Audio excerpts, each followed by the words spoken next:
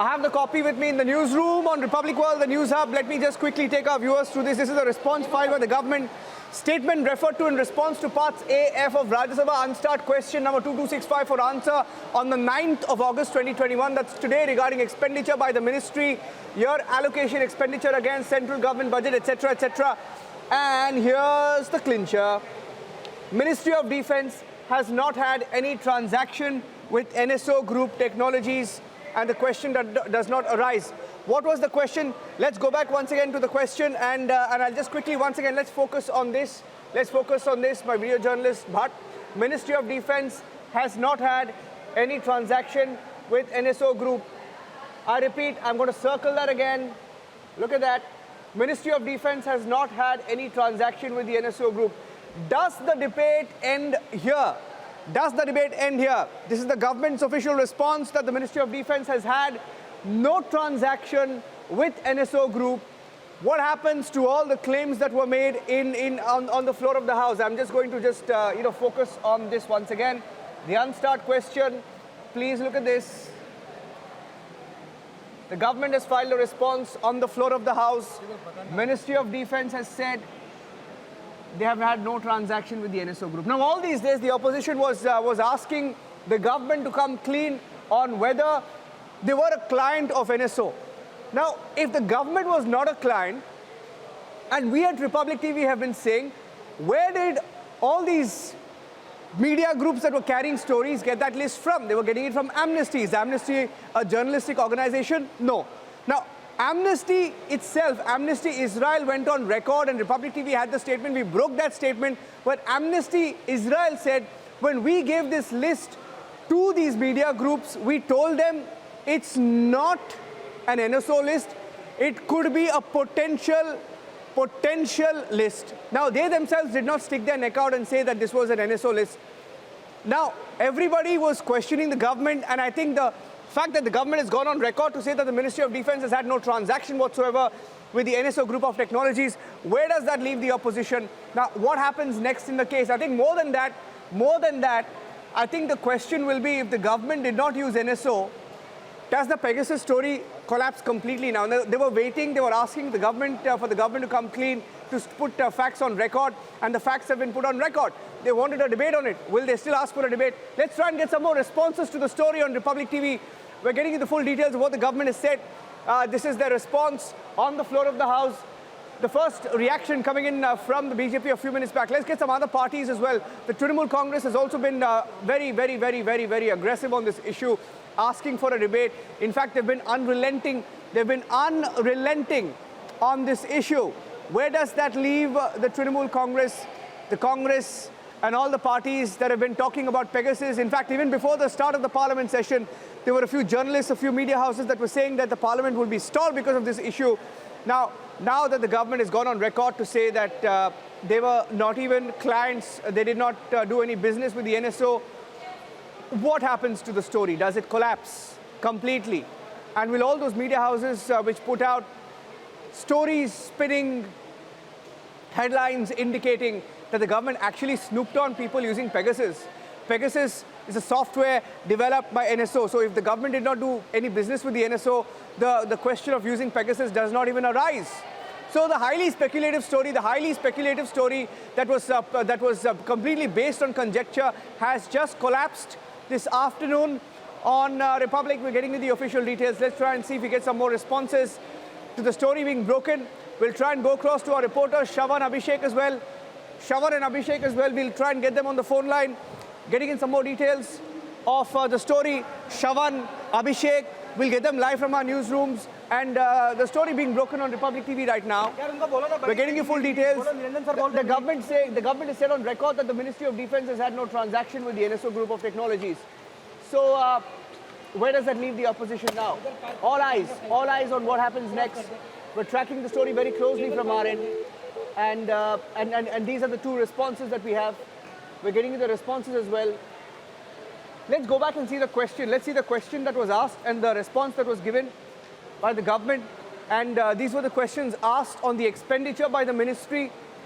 This is the question. This was a question asked of my video journalist, but can just quickly focus his camera on this question.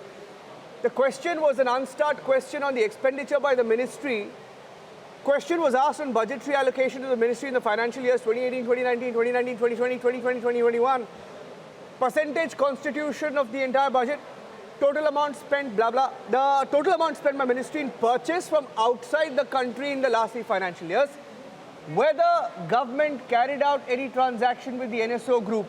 The question asked, I repeat, whether government carried out any transaction with the NSO group technologies, and if so, details thereof, and the answer given is here. It's right here. Let's mark that actually. Let's mark that. I'm going to mark that. I'm just going to try and mark that. Hold on. Just highlighting that part. Highlight it. Going to try and zoom that again. This is what the government has said. Ending the debate officially. Ending the Pegasus debate. The government has said that it has no transaction whatsoever. Had no transaction. Has not had any transaction. Anand, Ranganathan joining us on the phone line. Anand, good afternoon. Now, this officially, it came to an end a long time ago, and we were saying that they were dragging, they were sort of flogging this horse, which they shouldn't have in the first place.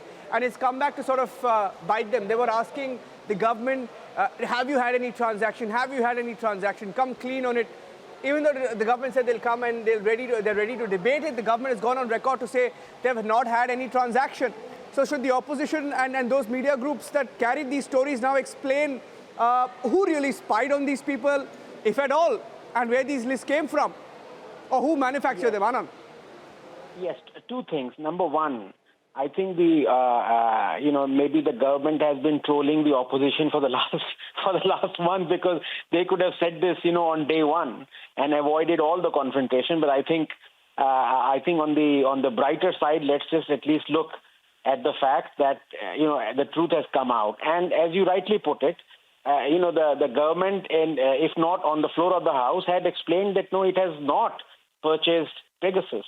So now it is absolutely clear. Now the opposition at least has no locus standi to disrupt the House. And point number 2, as you said, it is, of course, and I've been saying this on day one, in fact, on Republic as well, I said it, that, we should find out who did it.